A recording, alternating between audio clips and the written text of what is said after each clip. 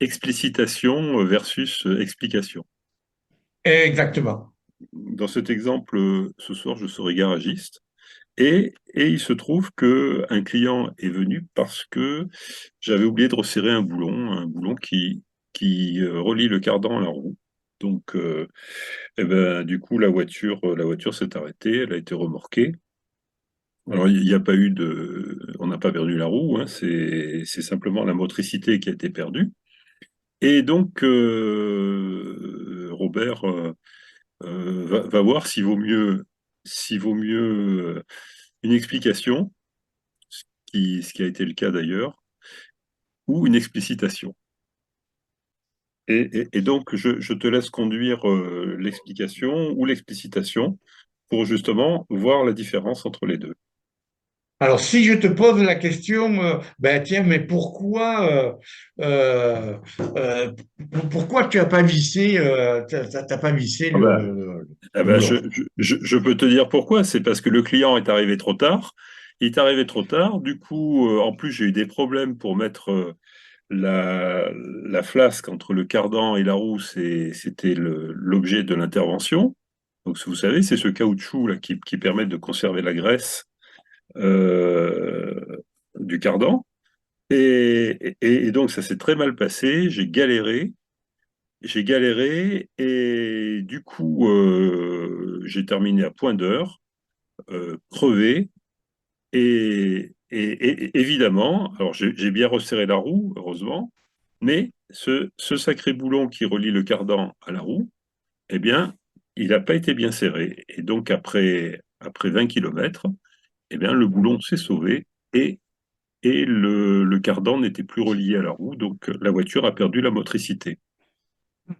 Mais à ce moment-là, moi, je peux te poser la question, mais pourquoi tu n'as pas vissé ce truc-là? Donc, en effet, il y avait le client qui est arrivé, tu étais fatigué, mais pourquoi tu n'as pas vissé, quoi? Hmm. J'ai contrôlé, mais j'ai oublié de contrôler celui-là. Voilà. Voilà, bon. Et là, Ouais. effectivement, ça pourrait presque passer pour une faute professionnelle. Mais quelque part, c'est bien de la faute du client, il est arrivé trop tard, quoi. Ouais.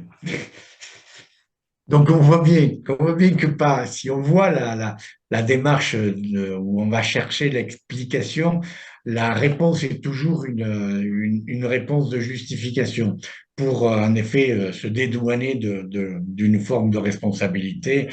Et on voit pas précisément dans cette situation-là mais qu'est-ce qui s'est réellement passé quand quand il a fait son action?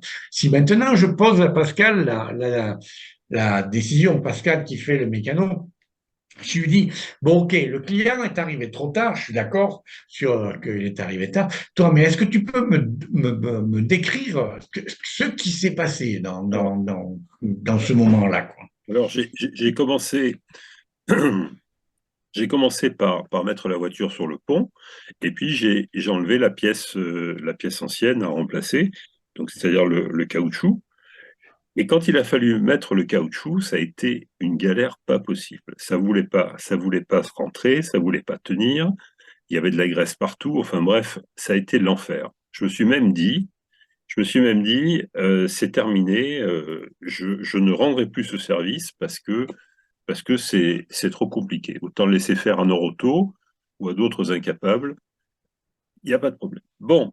Bon. Et donc j'y suis quand même arrivé tant bien que mal, mais ça a été pas Alors, terrible. Pascal, là, quand tu me dis quand même, j'y suis quand même arrivé tant bien que mal. Tu peux me décrire un peu plus avec Ah ben, comment tu as réussi, quoi.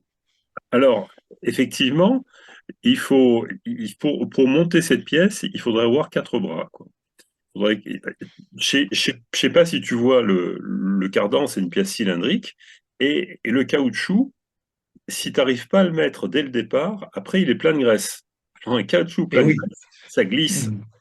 Mm. Mm. Et pour le remettre après, une fois qu'il est graisseux, il y a toujours un bout, il y a toujours un bout au niveau du cercle qui s'échappe. Et donc, Alors, j'ai ça, bien dû y ouais, passer une heure, quoi. oui, mais comment tu as fait? Donc, tu as passé une heure, mais concrètement, à quel moment tu vois quelle est la stratégie que tu as pris, le moment où tu as réussi? Parce que on voit que Alors, tu as pris, voilà, le moment où tu as réussi, tu vois, est-ce que tu vois ce que tu as fait? ah oui, très bien.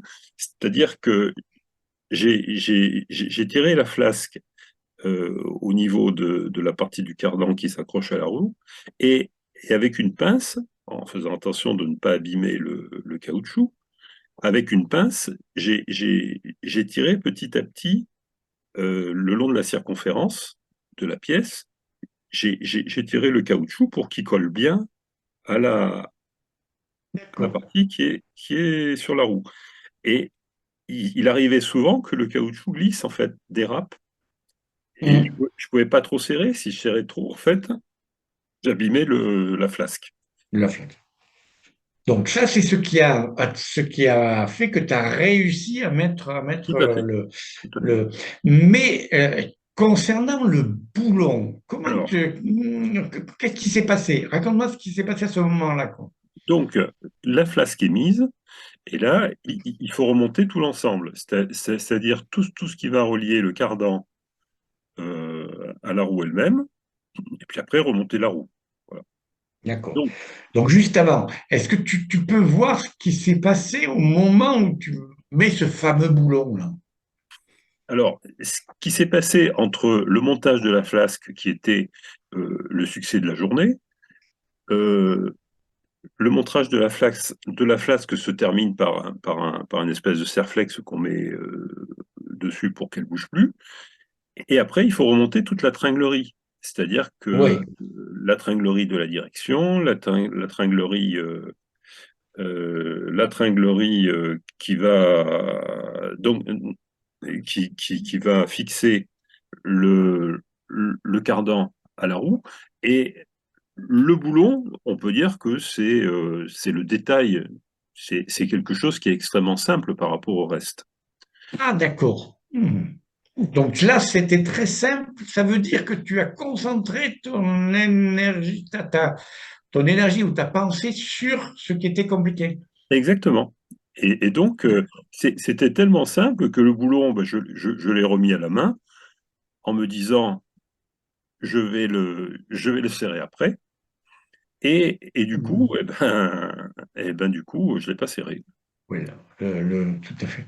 Donc, quand tu dis je vais le serrer après, donc ça c'est ce moment-là, et après tu fais tous les problèmes, ce que tu appelais la tringlerie qui était plus compliqué.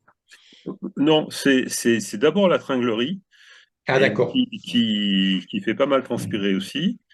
Et, D'accord. euh, et en finale, donc là, la tringlerie est remontée. Là, en fait, il y a quasiment plus rien à faire, hein. C'est D'accord. remettre le boulon. Donc, je le remets. Et puis il est 19h30, quoi. Il est 19h30, ras-le-bol, envie de rentrer chez moi. J'attends le plombier. Enfin bon, j'ai d'autres pensées en Hmm. tête. Cette D'accord. histoire, je sais pas si tu te rends compte, mais pour 50 euros, quoi, ça m'a gonflé Ouais. pendant 12 heures, quoi. Ça, c'est les explications que tu m'as dit tout à l'heure. Right. Donc, ce qu'on voit à ce moment-là, c'est quand tu as fini le travail, comment tu as contrôlé ce que tu avais fait? Est-ce que tu as eu un moment où tu as contrôlé ce que tu faisais, Alors, ce que tu avais fait, pardon. manifestement, j'ai contrôlé imparfaitement, parce que ce que j'ai contrôlé, c'est la tringlerie de la direction, ça c'est important. Bon, ça, c'était, ouais. Ouais. J'ai contrôlé aussi que la roue soit bien serrée, une fois qu'elle a été remontée. Et voilà. Et donc, ce sacré boulon, il est passé à l'as du contrôle. Est-ce que toi, dans ton contrôle, tu avais un principe qui permettait de tout contrôler ou non, tu l'as fait comme ça, quoi? Non, c'est comme ça. C'est-à-dire que le contrôle se fait sur les points majeurs. Et les points majeurs, c'est ceux qui risqueraient de causer une Oui, catastrophe, c'est-à-dire une roue qui un tombe, accident.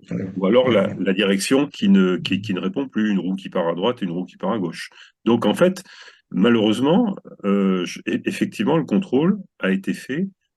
J'ai fait le contrôle Les- sur les les- pièces dangereuses. Mais oui, là, c'était que tu imaginais comme dangereuse. Tout à voilà. fait. et donc, est-ce que par rapport à la situation première où tu trouvais que tu étais fatigué, enfin, que le client avait la responsabilité, est-ce que toi, en ayant décrit un peu plus précisément ce qui s'est passé, est-ce que là, toi, tu découvres le point essentiel, le point enfin, qui pourrait permettre d'éviter le manquement, quoi. Tu l'as évoqué toi-même, hein, c'est l'aspect contrôle. Alors, ce qu'on fait dans ces cas-là traditionnellement, c'est une checklist. C'est une checklist D'accord. dans la mesure où c'est un garage, le gars est seul, quoi. Il Oui. est possible qu'il y ait quelqu'un d'autre qui vienne derrière. Euh, ouais, c'est la seule solution utilisée communément Oui. Qu'il pour faut, contrôler. oui, comment faire.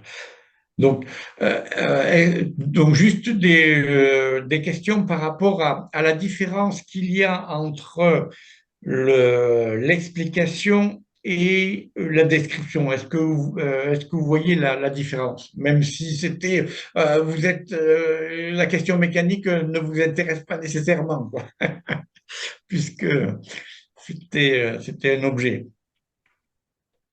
Alors moi, il me semble que dans la partie explication, la personne est vite mise sur la défensive et cherche à se justifier.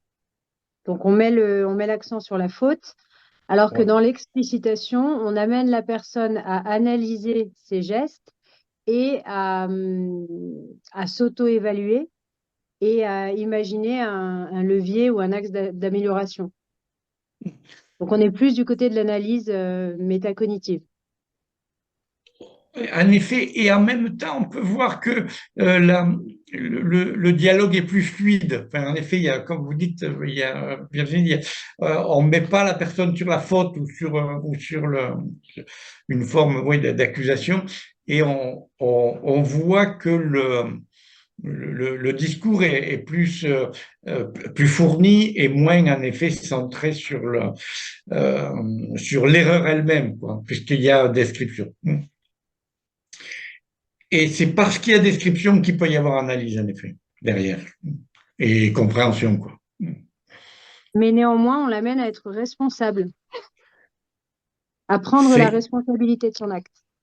oui, c'est un des points qui va être fort dans la démarche, c'est que plus il va raconter, plus il va voir lui-même les actions qu'il a faites et donc la responsabilité qu'il a.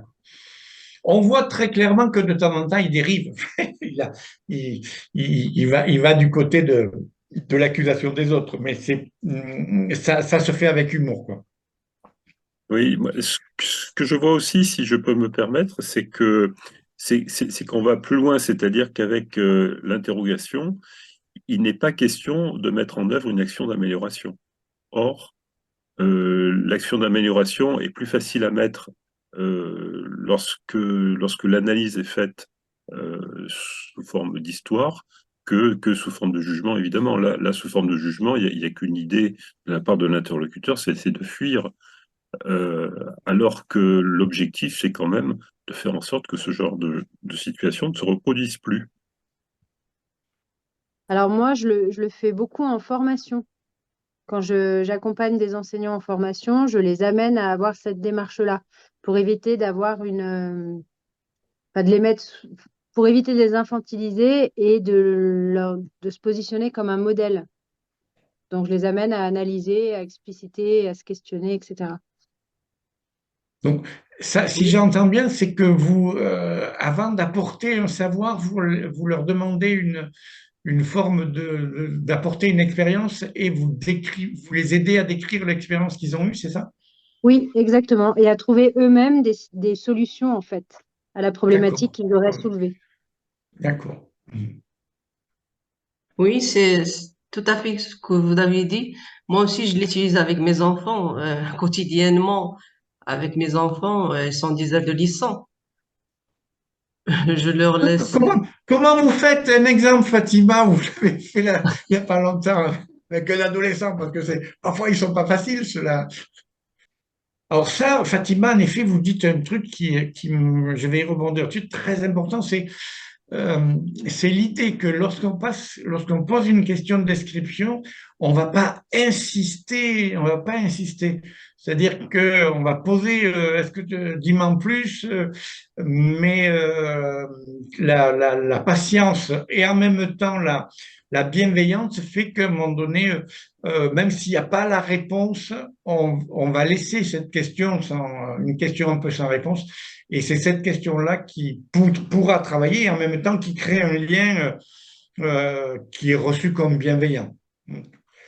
C'est une Je vous des raconte, expériences. Ouais. Oui, je vous raconte des problèmes que j'ai rencontrés avec mon fils lorsque c'était en 2000, c'était en 2000-2021, l'année scolaire 2000-2021, et il a été très accroché à son téléphone.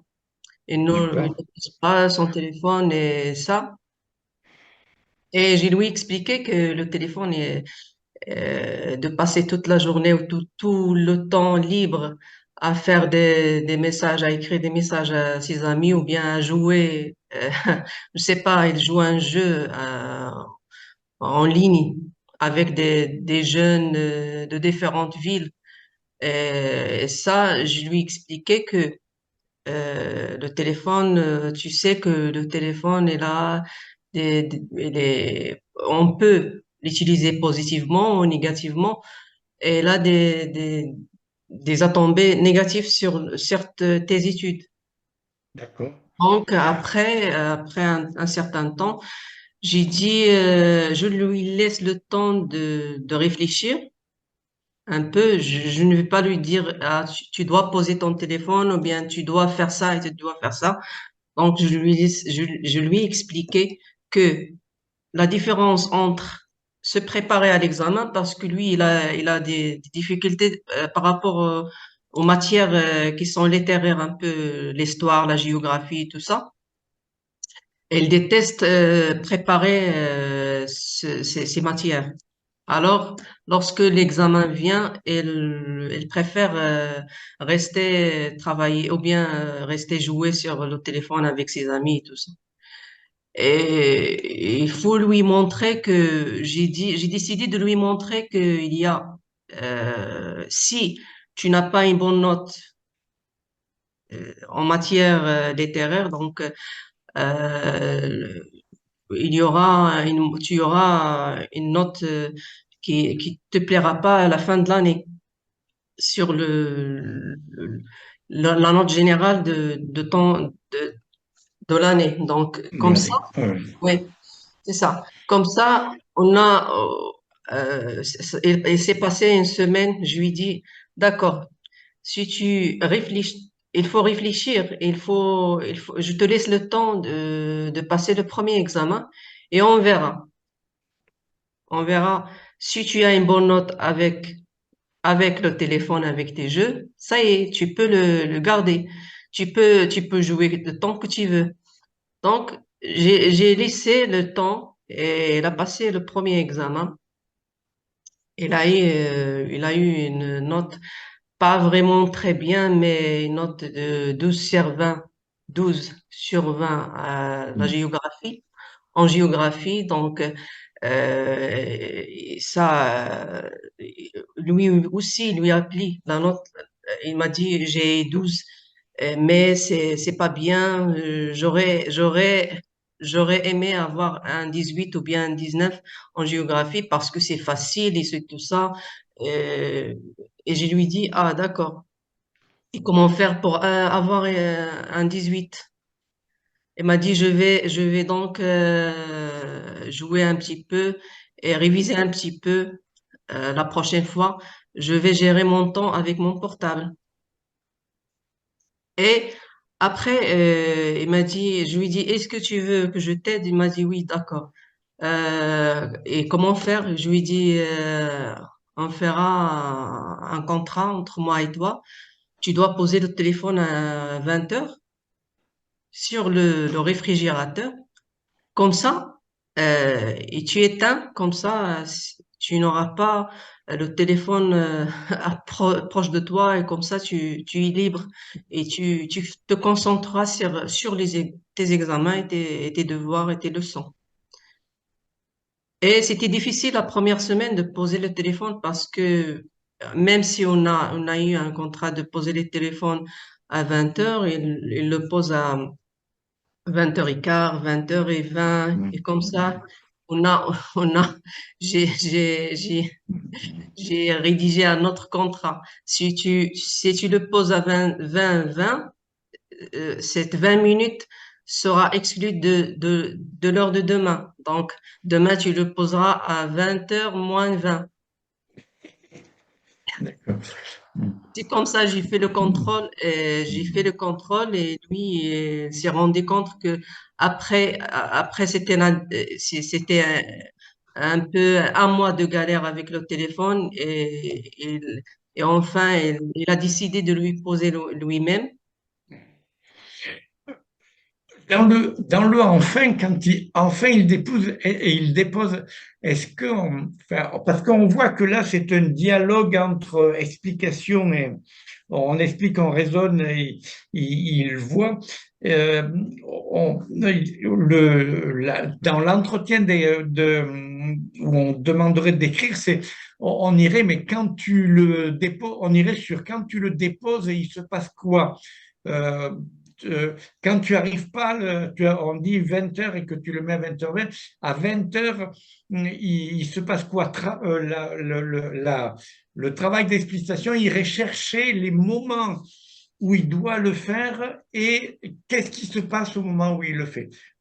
C'est là qu'on verrait l'ajout. Le moment le plus important, c'est d'aller chercher qu'est-ce qui se passe au moment où il ne le fait pas. Parce que sinon, on va jouer, et on le voit, et ça marche, hein. On va jouer sur du contrat avec des gains et des pertes. Si tu passes 20 minutes plus Oui, tard, tu as 20 minutes en moins. Donc, on voit c'est un travail de raisonnement. Et dans la démarche, quand on est en coopération, ça marche. Mais oui, ce c'est qui ça. pourrait être...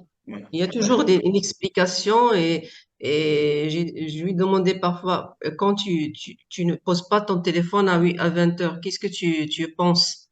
Il m'a dit, je pense à demain, je pense à demain, à demain, il y aura moins de 20 minutes, moins de 10 minutes.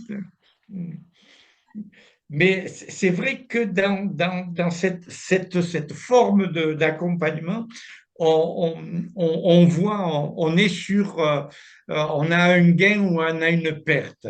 L'idée de passer par la description, c'est que de lui-même, il s'aperçoive qu'à un moment donné, c'est difficile à faire l'acte, mais euh, que s'il arrive à décrire ce qui se passe, il aura peut-être par lui-même plus la possibilité de prendre des décisions ajustées. C'est la question qu'on pourrait avoir au moment où je l'ai dit tout à l'heure, mais je le reprends, au moment où tu devais faire l'action, qu'est-ce qui s'est passé à ce moment-là? Alors, il vous dit qu'il pense à demain, ça serait intéressant d'aller un peu plus profondément, de dire, mais allez, tu penses à demain, donc tu penses à ce qui va te manquer demain, mais dans l'instant, par rapport à l'objectif que tu as d'apprendre, qu'est-ce qui se passe par rapport à l'objectif d'apprendre plus rapidement ou mieux? Renvoyer plus sur l'action à faire maintenant que sur la conséquence qu'il peut y avoir en termes de manque à gagner le lendemain, quoi. Parce on est là sur un mode de gestion de la perte et du gain et pas, on n'est pas sur le mode de la construction de la capacité à prendre une décision ajustée, non pas par rapport à, à la perte et au gain, mais par rapport à l'objectif que j'ai de pouvoir apprendre un peu plus rapidement et mieux, quoi. Oui, c'est vrai parce que lorsque je lui demande ça, il me dit il y a des amis qui m'attendent à répondre Et, à ça. exact. Donc Oui, après un oui, certain temps, il m'a dit que j'ai rencontré un de mes amis, je lui ai dit que je suis pas comme toi. Et nous, à la maison, on a des règles pour poser le téléphone. On a mis des oui, règles à 20 heures, oui, c'est-à-dire on pose nos téléphones à 20 heures. Donc, parce que l'autre, le garçon, il lui a demandé de répondre aux messages et tout ça. oui. Et après, il a expliqué, il a dit, moi, à la maison, on a des règles. Je pose le téléphone à 20 heures. Si tu veux m'écrire, tu m'écris avant 20 heures. Ah bon, oui, tout à fait. Ouais, c'est ça. Oui, et donc en effet, il a commencé à prendre à l'intérieur de lui-même la règle parce que c'est pas la règle à la maison qui impose, c'est la règle pour apprendre, tout à fait. Et que la Ouais, règle est un outil d'apprentissage. Mais on voit que, euh, pour rester sur le projet, c'est que se sortir de l'explication, enfin, pour aller dans la description, on voit que c'est un moment qui demande beaucoup d'attention et euh, d'énergie. beaucoup d'énergie, exactement, pour que on reste fidèle le plus possible à essayer de faire découvrir à l'autre, mais quand il joue, il fait quoi par rapport à lui-même, il fait quoi par rapport à ses amis, ben, il les respecte, mais par rapport à lui-même et par rapport à son objectif d'apprentissage, c'est là que l'explicitation peut aller après la description de demander qu'est-ce que l'action fait aux autres, à l'activité d'apprentissage à ce moment-là, et à lui-même. Et c'est là dans la description, si on va, il faut aller jusqu'à la demande de l'action pour que l'acteur intègre par lui-même que c'est ces actions qui doivent être ajustées et non pas l'obéissance à une règle Oui, oui, c'est à une ça. obéissance à une règle. Oui, c'est Oui. ça parce que il y a comme vous l'avez dit, que l'entretien d'explicitation, c'est un peu lent pour avoir d'informations. C'est pas comme interroger quelqu'un et avoir une réponse vite fait, Mm. mais Tout à l'entretien, fait. ça demande du temps et d'énergie. Et Mm. par rapport à mon fils, lui, ce qu'il fait après plusieurs entretiens avec lui, après des séances de communication, c'est avéré que il fuit les matières littéraires. Il joue pour fuir les matières littéraires. Et Et bah, ça, c'est là qu'on peut lui dire, mais quand tu fuis les matières littéraires, tu fais quoi? ouais, c'est ça. Quand il fuit les matières, donc il répond pas aux questions à la classe, et c'est bien qu'il Tout à participe fait. pas à la classe, c'est comme ça. Et après, on a fait des séances de communication pour lui expliquer et pour trouver, je lui demandais, il faut que tu t'assoies et tu trouves une manière de réviser les matières littéraires de façon plus schématique ou bien schématiquement ou bien tu dois trouver Oui. une façon. Et après, il m'a demandé de l'aide. On a Mm. travaillé et j'ai travaillé avec lui à schématiser les concepts ou bien à schématiser les cours, surtout en Alors, géographie et en histoire. Alors, c'est vrai que là, vous abordez un point important, Fatima, c'est en effet, quand on fait la description, on voit que ben, il n'arrive pas à apprendre. C'est le fait que ça rentre pas. Et s'il dit j'arrive pas à l'apprendre, à ce moment-là, on peut dire, ben, est-ce que le moyen que tu prends est ajusté à ton objectif? Dans la description, on va voir qu'il peut y avoir ce que j'ai fait avec Pascal tout à l'heure, c'est que le moyen de contrôle n'était pas suffisamment ajusté à la réalité. Et quand on fait décrire qu'il n'arrive pas à apprendre, à ce moment-là, nous, on peut toujours demander dans la description, mais quel moyen tu prends pour faire ton action? Et c'est en travaillant le moyen pris que on peut en effet faire découvrir, là ici aux jeunes, mais à l'adulte, que s'il n'arrive pas à quelque chose, c'est que très souvent, le moyen qu'il prend, il n'est pas adapté à la situation dans laquelle il est. Oui, c'est ça. Si je peux me permettre aussi, ça fait Oui, ressortir à l'interlocuteur son objectif. Parce oui, que oui. l'objectif n'est peut-être pas aussi net que ça. Dans l'exemple de Fatima, euh, il y a manifestement un objectif qui n'est pas un objectif d'apprendre les matières littéraires. A priori, il est plutôt technique ou mathématique, je ne sais pas. Mhm. Mais son objectif n'est pas d'apprendre les matières littéraires. Et là, clairement, il faut qu'il se positionne. Là, Alors, la question, Pascal, L'objectif si. Oui, allez-y, L'objectif pour lui, pardon. c'était de ne pas entendre la maîtresse à chaque fois. Il lui dit, tu ne participes pas aux classes, tu ne réponds pas aux questions de classe. Et le but principal, c'est d'avoir une bonne note à la fin de l'année.